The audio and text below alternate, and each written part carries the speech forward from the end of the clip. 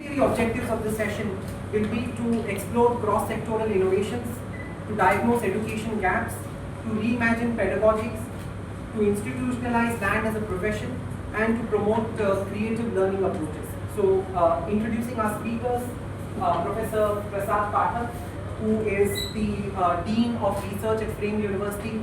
He's also a Professor of Environmental Studies at Frame University, also a colleague of mine. And so he will be speaking about the mapping of the land ecosystem in India and Flame's contributions towards furthering the cause of land literacy in the country. Our next speaker will be Professor A. Narayana, who is a professor at Azim Premji University, and Professor Narayana will present his reflections from 5 years of organizing India's first summer school in land governance and development at Azim Premji, and the key learnings and opportunities that have emerged for collaboration. Mr. Mohammed Hussain is from the Land Masters Advisory, and Mr. Hussain will give a case presentation on professional training and land skill development, and dwell in particular on the private sector's contribution to land education. And finally, we have from Nepal, I assume, Mr. Janakraj Joshi, who is the Executive Director of LMTC Nepal. And Mr. Joshi will give a case presentation on LMTC's role in building land literacy among field professionals and fostering intersectoral partnerships. So, a hand for all of our speakers attending today. Each one of you will have 15 minutes, and I apologize for getting the sequencing of the speakers wrong. Mr. Mohammed will be going first, and he will be giving a brief 15-minute presentation. I hope it's okay with us if we can consolidate all the questions towards the end. Thank you.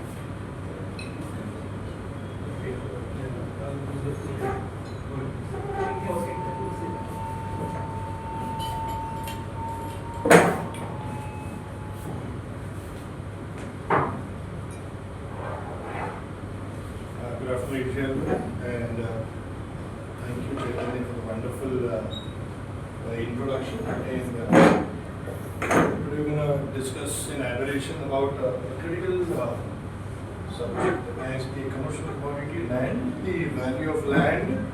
Am I audible? Lies in the word itself. Land appreciates, never depreciates. So the value of land in terms of its remittance lies in the word land. We can just speak, since paucity of time, we can just touch shades on themes revolving around land to begin with.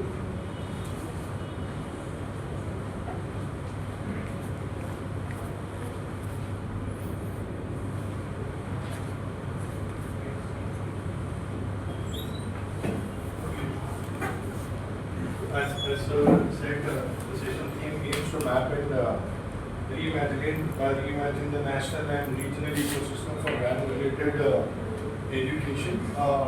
The land in particular is a very geographical, territorial, inclusive kind of a commodity.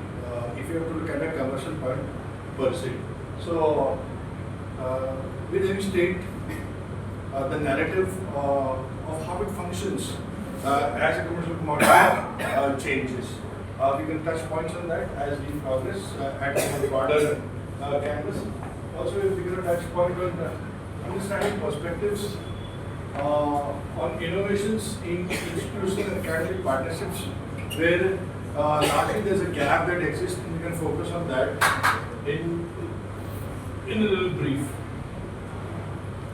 What do we need to develop land skills in terms of real estate? In India, if we speak about perspectives and number, only 0.3% people in India are financially literate. With the vast population that we have, 0.601% of people are land literate. So the land literacy gap is very, very big in India.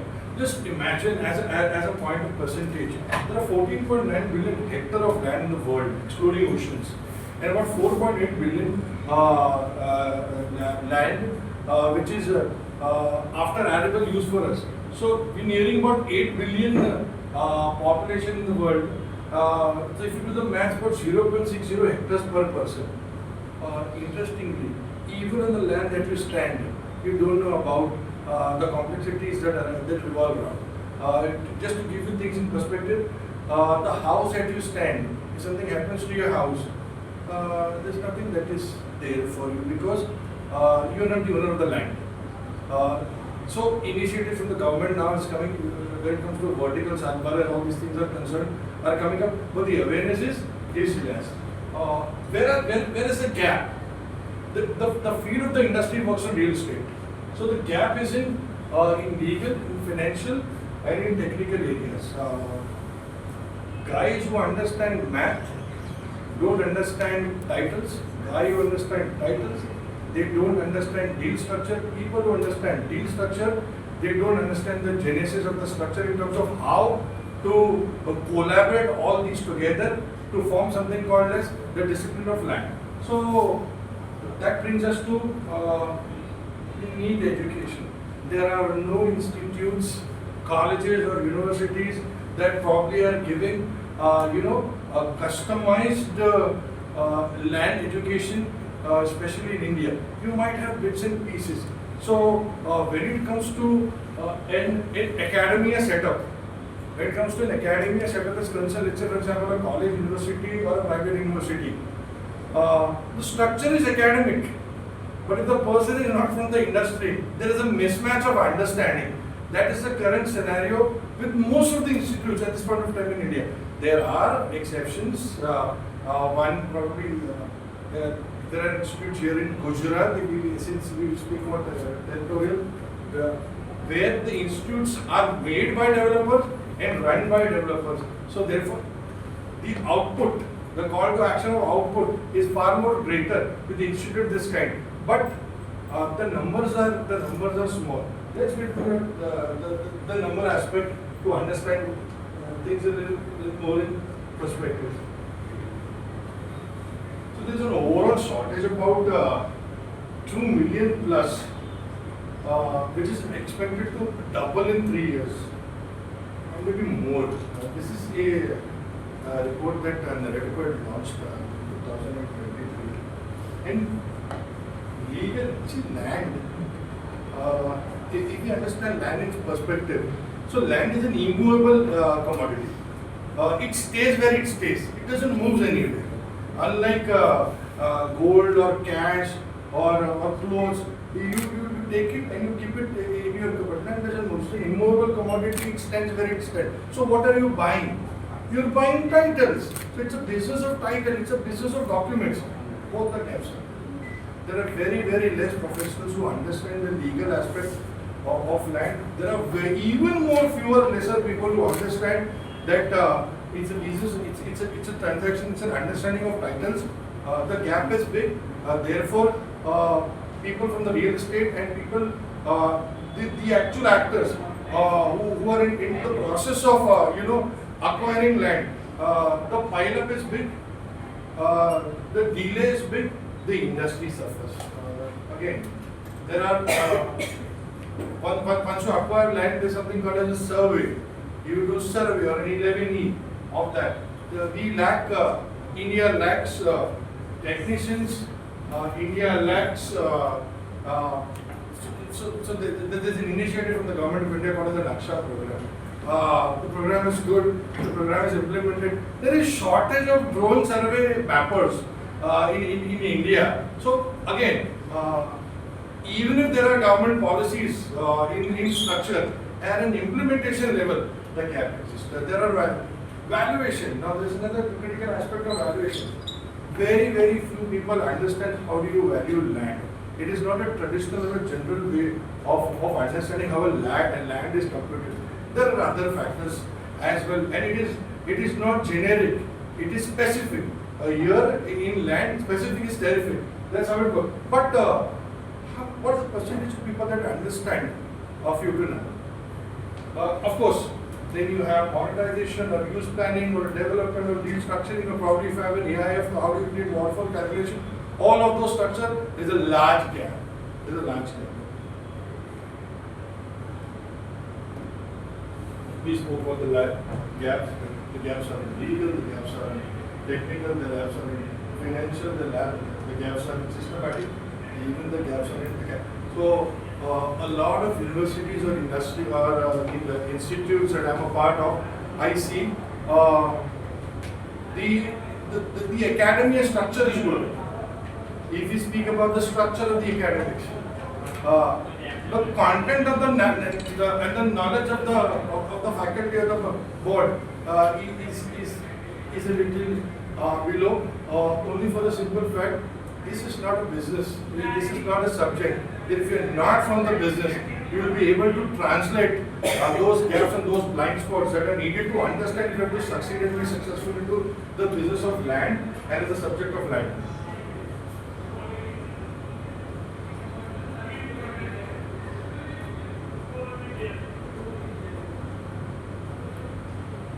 What should education program offer? In my view, it should offer stackable credential, short-term certificate programs. It should offer industry correlated curriculum. Content should be specifically designed only and only by industry experts because they understand the dynamics of that local territory, so they understand what the government policy. So a Maharashtra land revenue code would be different to probably a Gujarat land revenue code. So though there are policies existing both sides, but the capping, the schemes, the compensation frameworks, the process, the taxation, they differ. There should be work integrated learning, there should be capstone projects that are needed for people to really go, or learners to really go into due diligence or probably surveys or probably fix a financial structure problem of an organization. There should be blended delivery, and all of this should be endorsed by government bodies so that it has value for people to look for alternate careers. When we were growing and we were young, so there were careers in the form of doctors and engineers and lawyers and advocates and barristers. The next generation came, and now there are data scientists, data engineers, digital marketing, the chartered accountants, and all of those people. We should definitely take land as one of the careers. It can define the future of how India is going to shape. We are an aggregated economy. Land persists, land is real, land is dynamic, land is absolute. It will always stay. So if the structure of the land is permanent, it is important for all of us to be aware of such a wonderful commodity that lies, and that could be definitely taken as a career option. Of course, the objective of probably we gathering together and speaking about this is we found a gap that exists probably at the academia level, or probably at the university level, probably at the industry level, probably at probably at the end consumer level. When there is a gap, there are communication, there are collaborations of these kind. We are discussing that itself is a solution to the problem. A lot of people probably from the audience will awaken to something of this kind. I will probably consider this as a year to take it ahead. You can have a certificate in land. It just continues going ahead with what some of the suggested education program in terms of where the lack is and where the gap is in land legal practice for them. As I opened up, that's the business of documents. So if you have to understand documents, you understand law. It's a law-centric commodity. So as you understand law, as you understand practice, you go good about it. So some of the modules of delivery or assessment will be based on this. Just hurrying up because the moderator is having a bigger eye because of just crossing the time. So bear with me.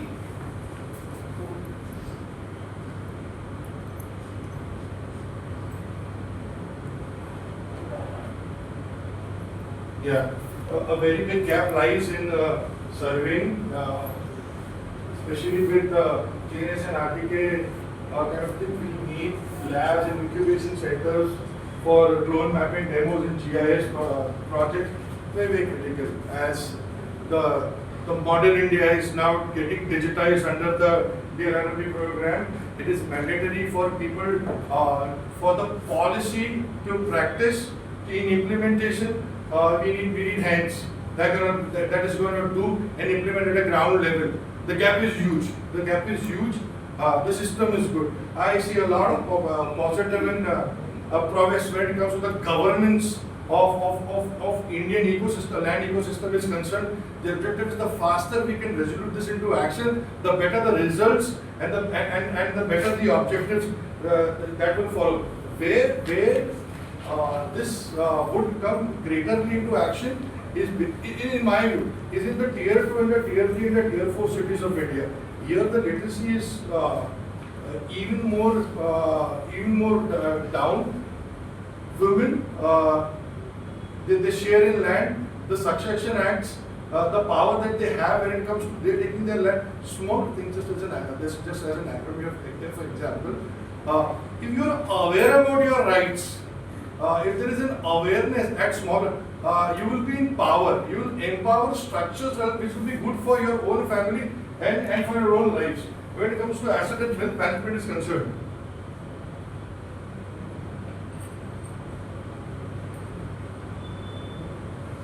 Yeah, another aspect, program in land, finance and valuation, very important to understand some of the modern structures of today's time, REITs and the InvITs and the land pooling and some of the risk modeling assessment that needs structuralization and probably reflections. Some of the institutes in India are doing that. I don't know how successful they are in execution, but yes, there is a thought that probably lies in terms of framing those structures, which creates value when it comes to the understanding the mathematical matrix of land in an otherwise scenario.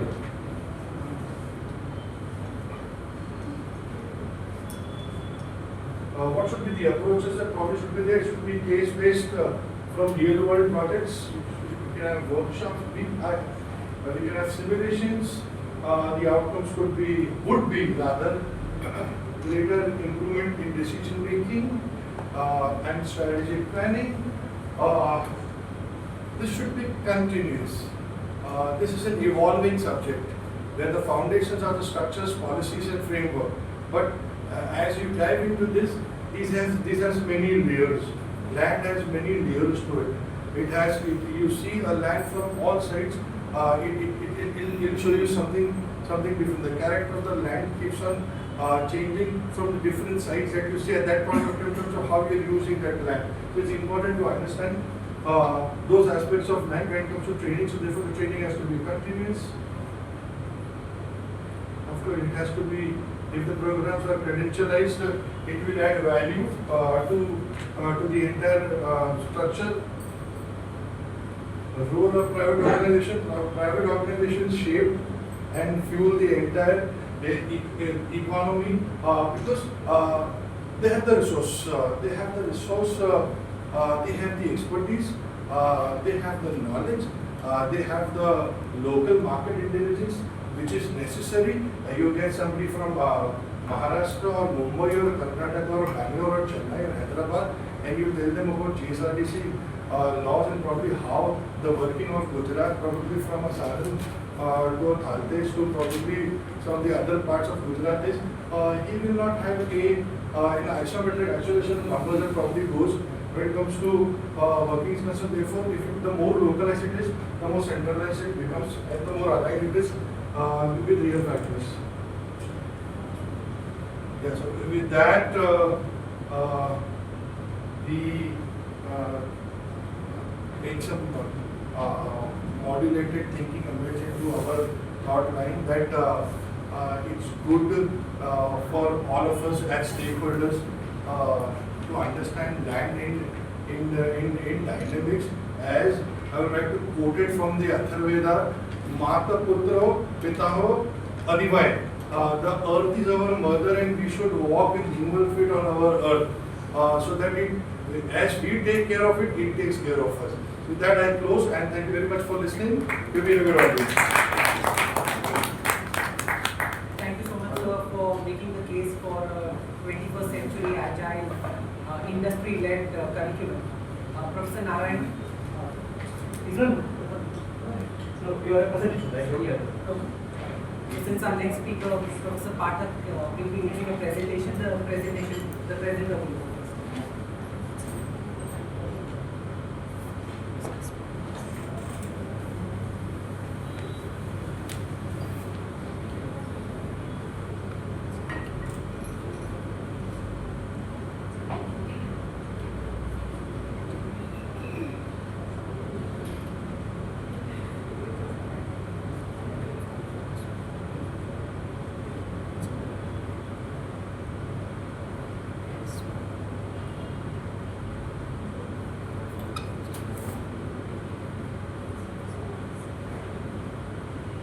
So it's very difficult to overshadow this presentation because he has really given all the numbers and why we require land literacy.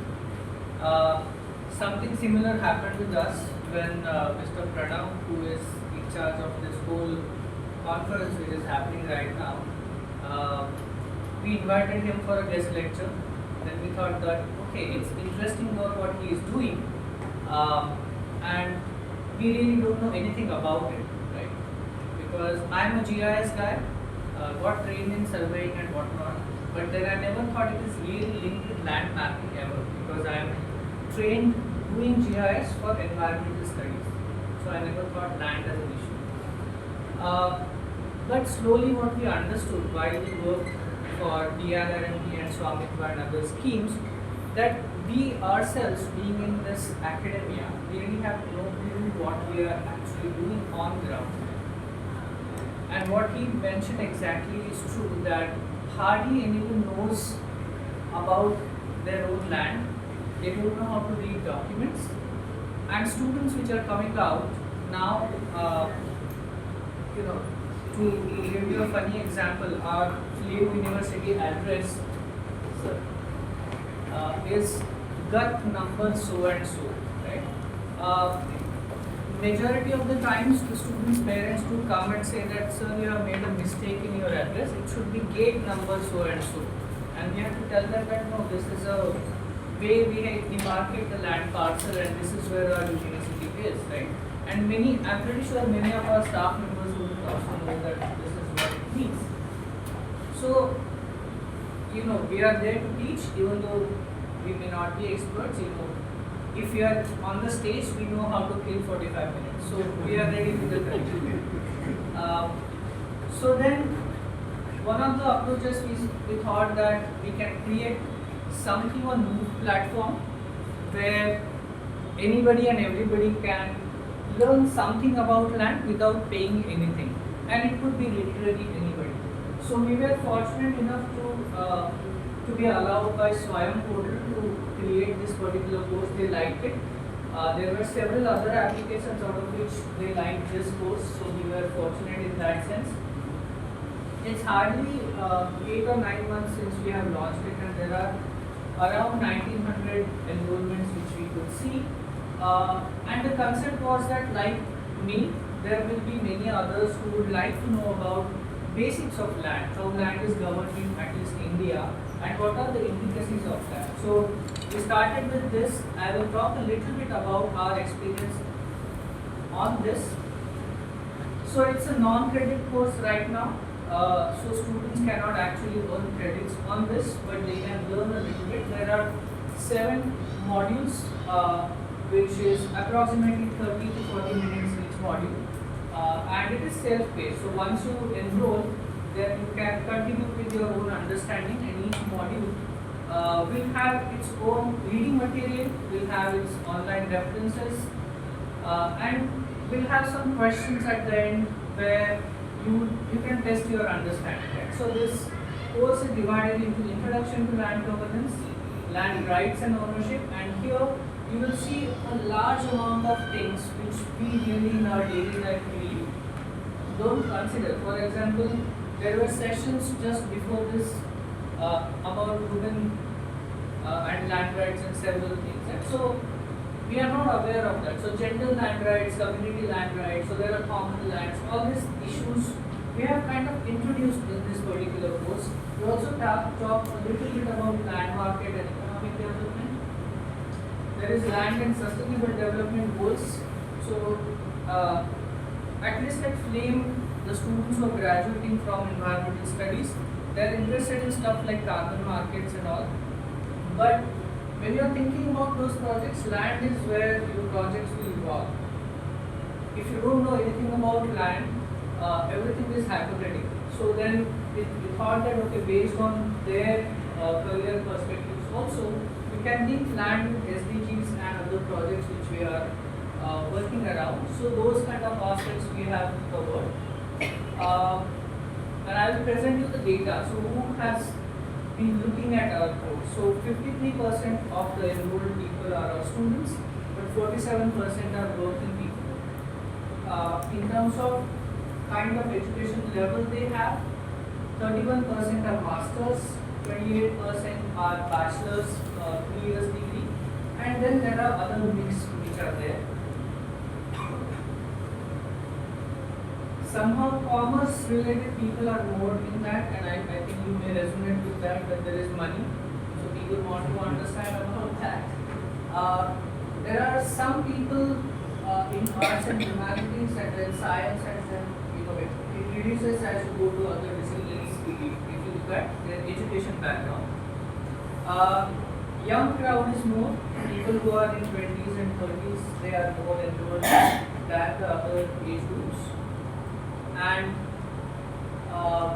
kind of their fields which they are linked with, majority of them are from business administration to commerce and many others.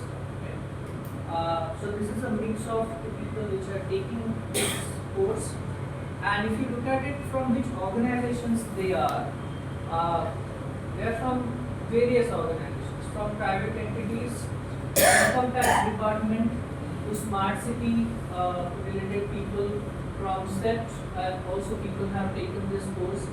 So it is reaching out to wider audience, and I think our next job is to understand from this course what else they would require to go ahead and have more education about land. So what we felt, we were able to create and curate a course which is simple enough to understand. It was very well structured according to us, and we were able to deliver it in a certain amount of time. And given that it is self-paced, people can take it at their leisure. The problem which we felt for offering this course to Swayam is that they have a very rigid structure, that this is how their modules should be, this is how the course content should be delivered, and so on and so forth. So I think we are going to explore a few other platforms where we can offer this and reach to better audience. And this is a feedback from some of the people who are generous enough to provide a feedback, spend their time and all. So it seems like the course is interesting for them, it is easy enough for them to understand, and they are entering into something which they have never imagined that it is important for them. Now, in terms of what we are working on, and we would like to publish a white paper on that as well, but with many players in India and related to many other domains of land, what we are working on is where does this importance of land education fit in. So one, definitely land hereditary laws, the land valuation, all those things are important, but there are many other aspects as well, and including urbanization to projects such as housing, infra, energy, logistics, everything demands land, right? So along with air, water, soil, I think land, if you think about it as a resource, it's a very constrained resource which we should understand thoroughly and definitely get educated about it, right? So there are various things, including if you are thinking about city planning, if you are thinking about housing, if you are thinking about solar and wind projects and SEZs, land is at the very basic of it. There are some statistics by National Remote Sensing Agency about how agriculture being converted into urban expansion or urban lands, and hence it emphasizes that for food, for housing, for many other things, land is crucial. Right? If you look at Land Conflict Watch website, they have mentioned in parts of India, there are many people which are being affected by land issues. There are disputes, and an average time to solve those disputes is more than 30 years. That's their estimation. We are not taking credit or anything about this course, but it is, like that Amitabh Bachchan's movie where he kept waiting for his wife to die and get the property on his name. Something similar, that these cases are not easy to be judged and resolved. So there is definitely an education gap, and we being an education institute, we would like to look at it through education lens, that we do want to teach students. We may never be we may never have any other hat in our head, so to say. But we have different kinds of degrees, right? So there are law students, we have including ILS college. When we talk to them, they may have land in some of their modules, but they never understand land thoroughly, even though there are so many land laws around it, right? So they look at some litigations, something, but then the very part of land which is around them, the spatial context, the social context, many a times they are not aware of. Planning schools look at it through design angle, maybe land use angle. Engineering people definitely look at measurement, they want to survey, but they may not understand the ground realities of it. And business people obviously look at it as an asset, but social and legal terms they may not be familiar with. So what we understood from the workshop which we took is that everyone sees land differently, and so no one understands it completely. So it's like an elephant with all blind people around it, right? So for them, elephant is the way they feel that they can sense it. So what kind of skills we may require? One of the basic skills which we require is to read and interpret the land records. So even though there are websites which are now making the data available to everyone, can we actually go and figure out our own land records? Can we read them, how they are changing? Some of them really don't know about it. How planning maps and how to read these kind of maps, can we understand it? So even though I am a GIS person, I may not be able to really understand what those planning maps are talking about. More and more, even in his presentation, we felt like the technology aspect of it we should be aware about. If not we are expert, at least we should know which technology is getting used, what are its limitations, what are its usefulnesses. So pros and cons we should know, and we should also think about the customary rights, conflicts and social dimensions. Current limitation, most of the people learn about land when they enter the waters, when you are on the job, right? There is no real skilling which happens before you enter the job, and that is the major limitation of it. What we feel is that we are trying to benchmark some of the programs which are there internationally. For example, in ITC Netherlands, they have programs about land administration education, which covers various aspects. There are programs in Canada which not only talk about the technology, but they have land management per se, where they deal with land rights, treaty, environmental issues, environmental planning. There are other programs in other countries which talk about many other aspects which are neglected otherwise, including customary tenure, conflict resolution and land policy. So we are thinking about it, and to conclude this, where we stand is that we have really strong technical and legal expertise, but we lack integration of both of them. There is no formal degree in land administration or governance, and we require something which will impart skills, not informally but formally, to develop competencies at various levels.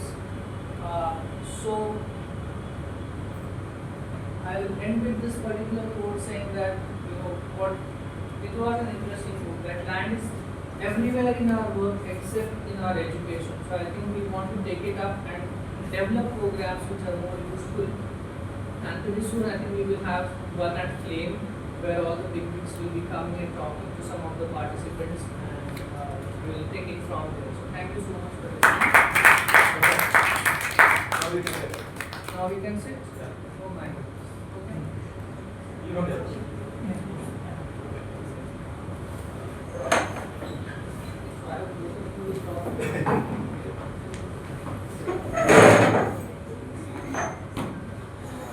So thank you so much, Professor Pathak, for your comments on the land education gap in India and Plain University's own efforts towards incrementally or perhaps infinitesimally, but consequentially bridging that gap.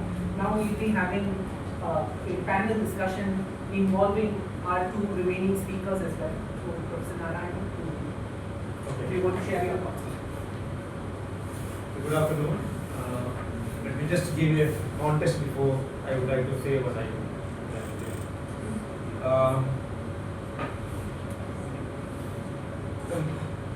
Mr. Hussain Sheikh and Mr. Prasad, they sort of, both of them made a strong case for land education in India. And Professor Prasad also has given some idea about what Plain University has been doing in that direction.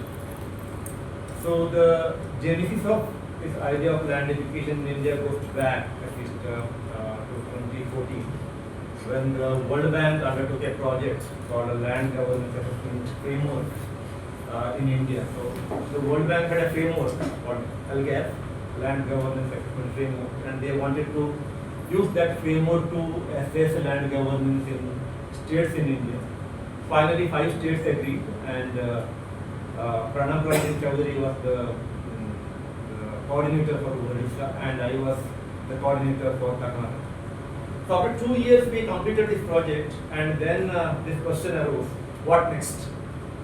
So, in response to that question, 2 answers. One answer is ILD. So this annual conference, we thought that we have to continue our engagement with the land through an annual conference, which is modeled on the lines of World Bank's World Bank's Land and Poverty Conference, annual event. So we wanted to launch an annual event similar to that, and that's why ILDC has come into being. And the second thing, we also wanted to bring the land to education in some way, because at that point in time, except for some kind of fragmented presence of land in some management courses, in some planning courses, etc., we didn't have land prominently figuring in any education programs in India. So the first step in that direction was an annual summer school program that we started in early 2020. And we have run 5 such events so far, 5 such courses, annual courses so far, summer school so far. And then Flame has taken it forward by launching this online course. And what has now happened is, earlier it used to be fragmented, now there is some kind of an integration has taken place. Now what I am going to see is some idea about how do we have to think about land as university should think, and what should be our approach to take this to the next level. So to my mind, I think integrating all these fragmented elements and packaging them as courses might not suffice. What we need to think at this point in time is to look at land possibly as a discipline. If it is not possible to look at land as a discipline, at least an area of inquiry, a systematic area of inquiry. So that is what is required at this stage, because we have to think in this country as university should think, and not as educational institutions offering some set of courses. Right? So now what do I mean by looking at land as a discipline? When does a discipline come into existence? When there is an unresolved question. Right? So there is a fundamental question to which there is no conclusive answer, which means the inquiry is going to be perpetual, and that would create room for discipline. So all our major disciplines are founded on this principle. So now the question is there such a fundamental question governing land? To my mind, the answer is yes. And what is that question? And as of today, I don't think we have a conclusive answer to one question relating to land, which is how do we negotiate or how do we balance competing demands based on land for the purposes of development, equity or justice, social justice, and conservation, which is environmental conservation. So, competing demands are placed on land on account of these three objectives: the growth objective, which is the welfare objective or equity objective, and the objective of environmental conservation. So, how do we balance land in relation to these three demands? I don't think any country, any society has any conclusive answer. Therefore, this inquiry is going to be a perpetual inquiry, and which has created the need for not just programs, not just courses, but to treat land as additional. So, this is the case that I would like to make in this book. So, in that case, it can be elevated because this I think means a lot of work across universities to put together or to evolve a discipline around the idea of land. Now, drawing from multiple social sciences, economics, sociology, and political science in particular, and maybe other humanities subjects as well. In that case, I think a program in land can be a program in liberal arts. It can be a beautiful liberal arts program. So, of course, there are skills to be acquired in relation to land. I am responding to what Hussain has said. So, he said there is a skills gap there. So, there are multiple skills to be acquired in relation to land, land management, land governance, land resource management, and so on. Well, but how many trained people would you need? I don't know. So, would it be requiring India to launch a series of courses, what is called polytechnic courses in relation to land? Maybe yes, I do not, but it will go by the demand. But the idea of a liberal arts program is slightly different. A liberal arts program will not only deepen somebody's understanding in the area in particular, it is about land in particular, but by engaging with the land, you would also be learning a series of competencies which can be useful in multiple contexts. So, when someone does a course in economics history or economics political science or sociology, all of them are not going to become economists or political scientists or sociologists. Even then they will learn or they will study these courses because engaging with those subjects will equip them with a set of competencies, and these competencies can be applied in multiple areas. So similarly, can we, whenever we elevate land as a discipline, can we launch some kind of liberal arts program around the land, around the question of land, so that universities can offer programs around land not as some kind of narrow skill-based courses, even in their integrated form, but as proper liberal arts programs. This is the question that I wanted to place before you. Thank you. Thank you so much, Professor Narayana, for making a strong case for land to be considered as a discipline, drawing on the principle of interdisciplinarity and intersection of various social sciences, and for land to be reconceptualized perhaps not just as a technical discipline, but as a proper liberal arts program. Our fourth speaker will now present this piece. Mr. Jana. Thank you very much. Namaste and good afternoon, everyone.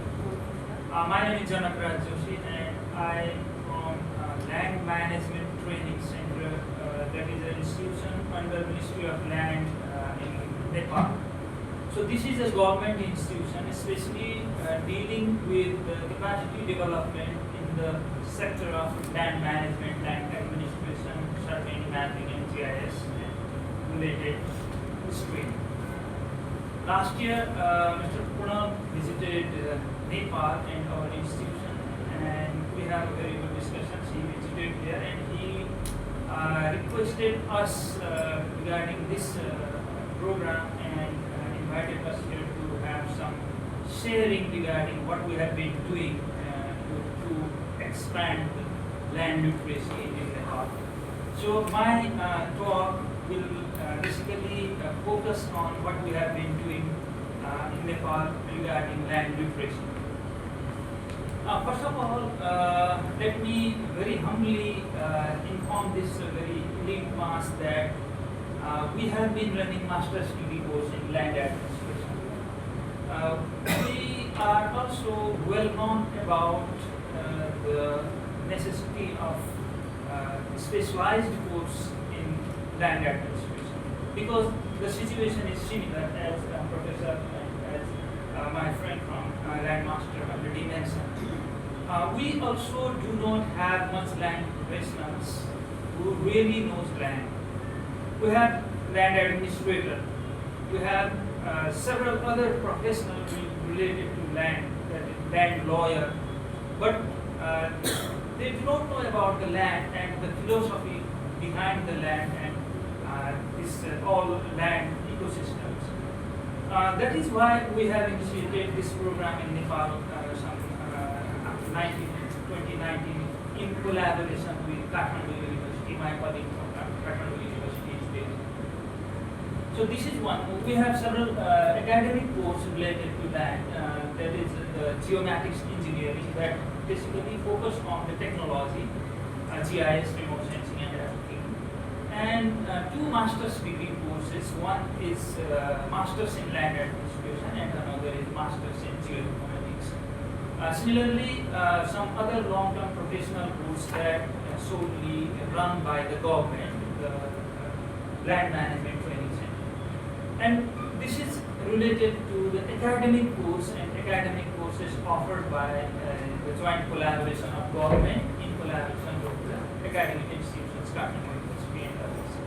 But at the same time, Land Management Training Center is conducting several professional short-term courses.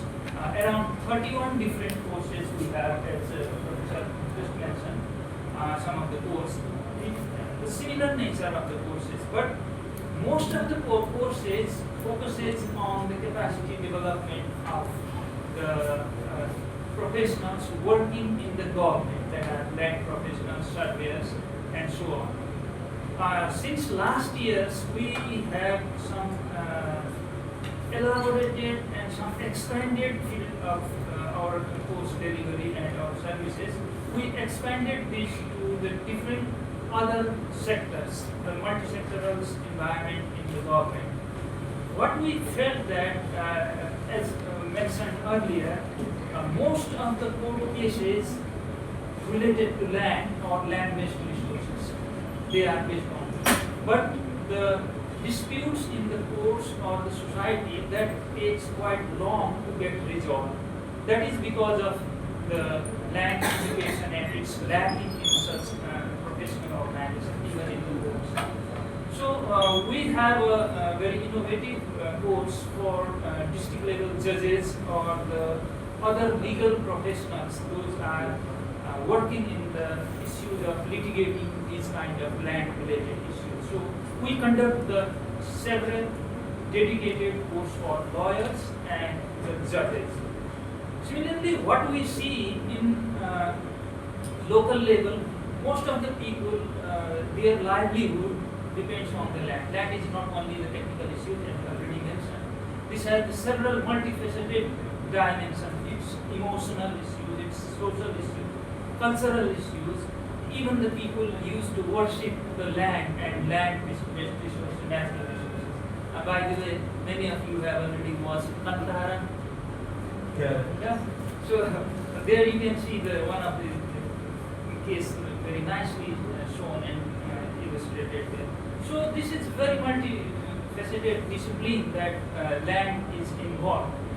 Therefore, these disputes in the society which are caused by the land, we started the course for the mayors, deputy mayors or other these local government employees or the professionals or the authorities who have been working in the local government. Because in Nepalese local governance system, the first entry point for these kind of litigation to be resolved is the judicial committee in local government. But these local government officials do not have much idea on that. That is why we initiated these kind of courses for local level government. But at the same time, the government officials work for the community, and community again may not have much good land literacy. And we initiated separate program for land literacy for the community.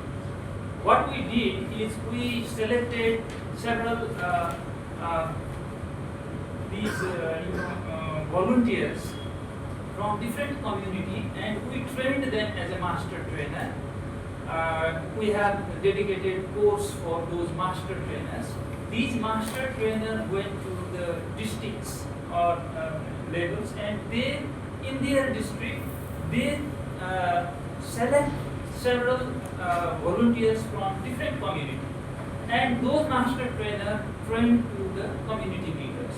And those community leaders provide the land literacy program in the community. So what we see, the effect of these trainings for trainers and those trainers in the community is getting more aware about land rights, their roles and responsibility on the land. Because most of the times we only talk about the land rights, but not the restrictions imposed on the land and the responsibility of the different stakeholders on the land. So these three R's at a time, the rights, responsibility and restriction on the land is being trained or aware to the community, local government and other stakeholders. So what we see, this initiative creates a big some awareness raising campaign, and it is working good as per the suggestions or the feedback we are receiving from these different community or the community members or the local government.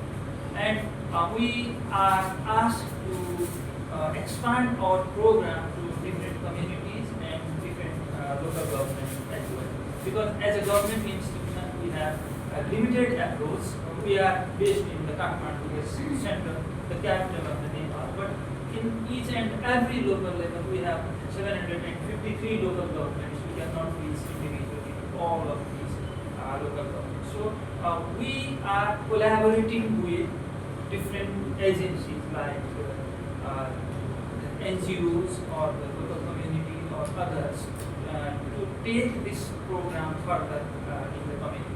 At the same time, what we are doing, another initiative is developing e-learning platform, as Sir just mentioned, and this graphing. So this e-learning platform, we have uploaded different course materials and some these documents which will be helpful to people to understand their issues, their rights, and what they can get from these movements. So I stop myself here, and maybe if you have any questions, I will come back to you. Thank you very much. Thank you, Mr. Janak, for a very useful overview of the various levels of capacity building initiatives that you have gotten going in the Nepalese context. We can please ask our questions. I'm B.K. Agarwal. So I congratulate Mr. Professor Pathak for starting that course, and you gave me also opportunity to record lectures. And then Professor Narayan. So you have been organizing the summer school. I have also been part of that.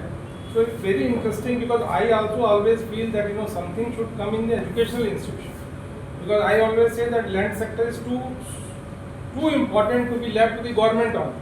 So there should be a lot of research, academic dialogue, so that the system can be improved, which I see in European countries and USA. Then you get to read a lot of research papers from the professors, about the land act or system. In India, the system has not done. That is true that dilemma is there because law department sees land in a different manner, management also sees in different manner. But Professor Narayan, you have very interesting idea that should be part of liberal arts. So what do you think actually?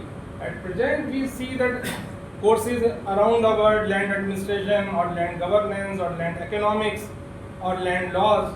So what do you think? Like, you think that all these things should come. Course should be a land or land administration or land governance, and what kind of content? Broadly, what kind of content it will be there? Yeah. So the imaginary discipline of disciplinary imagination of land would mean that we treat it as a discipline like, let us say, political science, sociology or economics. Of course, it cannot be one of them because these are the parent disciplines. Let us say public policy. How public policy or public administration emerged. Public administration emerged from political science. And public policy emerged as an intersection of economics and politics. Similarly, can land as a, not as a parent discipline but as a sub-discipline emerge as an intersection of sociology of land, economics of land and politics, question of politics around land. Then what should go into this discipline? What are the various thematic lines of inquiry we need to think about it. But in case we can elevate this to that level, then we can offer a bachelor's program, a liberal arts bachelor's program in land studies. That will bring together everything that needs to be learned under the rubric of land. That's one. Second, we can also bring together the skills and the perspective element together. Now, what happens in a discipline is, let us take economics. Economics has a skills part and economics has a perspective part, right? So, applied part and inquiry part, and applied part and perspective part. Now, I think land is rich enough as an area of inquiry to imagine it much more than what we are imagining at present. At present, we think that, okay, let's equip people with this skill, that skill. As Mr. Janak also said, it's not just the question of skill. I think there is much more in terms of relationship between mankind and land, which lends itself into a deeper inquiry than what we are collectively imagining. Ma'am at the back. Ma'am, you had a hand up for questions? Yes. Yes. Actually, thank you very much for this overwhelming vision from the IRTC, on the platform of IRTC, and of course, Prime University and some training institute from Nepal has very well designed about the land administration. So you, of course, are very. But now my question is, there is in generalized manner, and it's open for all respected panelists. Have you ever thought about the blockchain management for land parcels, or any ideas for the future? I think it will be discussed in a separate, in another panel, because this relates to how technology is used to govern land. Yeah. And there is a long history. So we have a history of 30 years now. So right from the computerization of basic land records called RTCs, today I think we have made much advances, including the use of blockchain. I think Mr. I don't want to say, Yeah. add to this. Yeah. Actually, your question should be Yeah. that what technology can improve land administration or services relating to land to the people. Your question should not be, I'm not saying you because even Supreme Court is talking about it. Our question should not be why not blockchain. Our question should be what technology, because objective is to improve land administration. So who has given this solution that blockchain will improve land administration? No one has investigated it. No. We have not investigated even problems of the people. So how we are giving solution? 15 years back, a conclusive title was given a solution without knowing the problems of the people. It has fallen flat. No state could implement it. So now the term is being coined blockchain.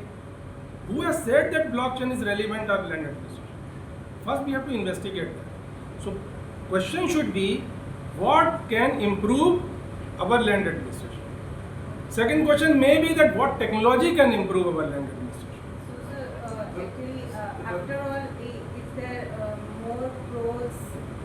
There is no more pros than other than pros. What? No, she said there are more advantages than Of what? It of can be using more blockchain. advantageous or Why we are disadvantageous. discussing blockchain? That I don't understand. Even if you accept that, blockchain is just an element in the larger gamut of technologies that can be employed to improve land. And just We have to discuss land administration. We have to discuss services to the people. We have to discuss problems of the people. If blockchain comes across as a solution, then we should study blockchain. We should not talk about blockchain first. Who has given this solution? Supreme Court has not given this solution. Supreme Court probably in its frustration has told the government do something. And they knew the term blockchain. They have mentioned blockchain. Very short Yeah, response. Mr. Janan wants to. Very short response, as you just interested to know. We don't use and we don't ever consider blockchain as a solution for this land-related administration and governance. But of course, we have been using like GIS or drone or high-resolution satellite images or LiDAR scanners, these state-of-the-art technologies for land mapping and registration. So it can be used for technology. And another fact, only one small country in the world, Georgia, has done something to relate land administration with the blockchain. None else, not of your top 10, 15 or 20 economies. So just forget about it. Forget about it. Anyway, there is a separate session on the question of Yeah. technology and land So administration.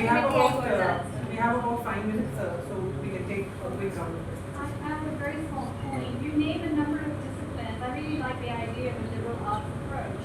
But geography probably is a discipline that actually Yeah, sure, exactly. Yeah, I forgot to mention. Sorry. integrates the Yeah. whole kind of GS remote sensing. Exactly. Is it possible? Thank you. Yes, sir. So I just wanted to like highlight multiple things about teaching a land course. You're thinking very recent reasons why you should develop this course. But actually there is a bad trend around the world. Earlier on, the world was basically very vast. We were small, humans were small. Now humans are huge. The world has become small. And this tension is really the reason why land should be a part of curriculum. And specifically in the South Asian context, if you want to design any course, you should design the contest which is going to take place between urbanization and agriculture and forestry. And all courses should be designed around this factor, at least from just the land understanding perspective. So when you design the course, probably, and with respect to Mr. Agarwal's question about research, I spent a lot of time doing land research for the whole world, including India and the United States. I think the United States data is more easily available. I asked many people, government people over here also, and all the parcel information is trade secret, government secret. Very Legally, clear. it is public document. It is, But only systems have not been developed to share. and I asked Mr. Janak also, Mr. Joshi, and the same problem, it is state secret. So, I mean, you will teach the students, but it's a state secret. And what will you do? How will you study? Then you will go to remote sensing. Remote sensing card doesn't give you any information over the parcel. You see the land from afar. So it's a very tricky problem, very difficult. Data is stored in some ways. You will train and you should study this contest. And this contest is not going away. It's going to get more worse, especially in South Asia, and secondly in Sub-Saharan Africa. In other places of the world where population is decelerating, probably the tension will go away. There is land which is being lost. I mean, Europe and Russian Federation, etc. The land is just fallow. Nobody there. Villages are all empty. Over here, it's totally different contest is taking place. We should teach those contests. Yeah. So as of now, we have artificial intelligence, but we don't have artificial land. So that's But I think one thing we all esteemed panelists forgot land is a discipline of history. Every moment you read it, That is land is a fight over land. Eh? That is fight over land, not land. Even land, no, land everything comes from the history. It's 30 years back, land conquest means history of land conquest. They go registration in history of land. Everything history. Fight, yeah, history of. Even in education, I feel like after the discussion, I feel it should not only be in the after the graduation. It should also come into the Yes, sir. Literary part of it. literary part, because you know Ah. I will after medical or after this I will not be going pursuing such courses. But Exactly. even in the first to School 7 curriculum. and 8, like every courses, it has to come. What are the documents? Like we learn history, we are learning geography, as madam said, but we are not learning land. If we are, even case if you ask a 12th standard student what is land, he does not know what the documents are. He is a layman to that. Even something on that should, one chapter on that should be included. Just an introductory part, not an in-depth one. That will give an insight to every citizen of the country. Because even in corporation school or even in the urban schools, it should be become curriculum. I think you both can start at least a 2 credit or 3 credit course, which can be taken by law students also, which can be taken by medical students also. That is a good beginning. I think you are doing something about it. And in Prem, and then Ajit Premji University also, you start this thing. Yeah. We are almost out of time. One final question, comment. Yeah. Also interested in this geospatial things. Thank you for this. To answer your question, I am itself from Azimut University, so they do have this GIS thing ongoing from this year. That is MSc Climate Change and Sustainability. So they do teach all of these things, geospatial techniques, how we can use all of them to monitor all the land things and all. But I have a question for this. So other day I was studying a paper and presenting it as well. It was showing that how we can use these geospatial techniques in addressing and monitoring the SDGs. In that thing, and you have also put this thing in your course, I guess. So in that thing, there was a question of that we are still not addressing SDG 5, 10, 8, 12, 9 and 17 with the help of this geospatial technique. So if land is related to people, this should include how can we monitor gender inequality, how can we monitor reduction in inequality and all.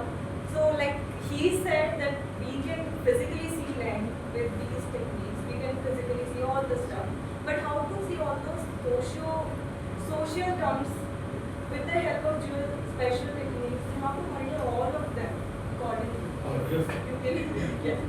Yes.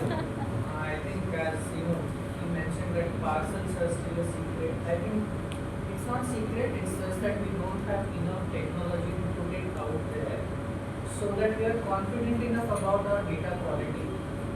And also what we are representing is true to ground. Right? So that aspect is still in progress. There are various government offices which are trying for that. But also if you see in the US there is a very nice database called as tapestry database. I don't know if anyone of you guys have used it. What it does it at a neighborhood level, it will give you an understanding of what kind of population lives there. So it's used by the government to take many decisions, including what kind of a store should be opened in that place. So that level of understanding and mapping we should do so that our country will benefit. But at this moment, I think we are still in a very baby stage of creating those geospatial databases for ourselves. So we'll reach there someday hopefully. And I think land literacy would also lead to some of those aspects as well. Thank you so much.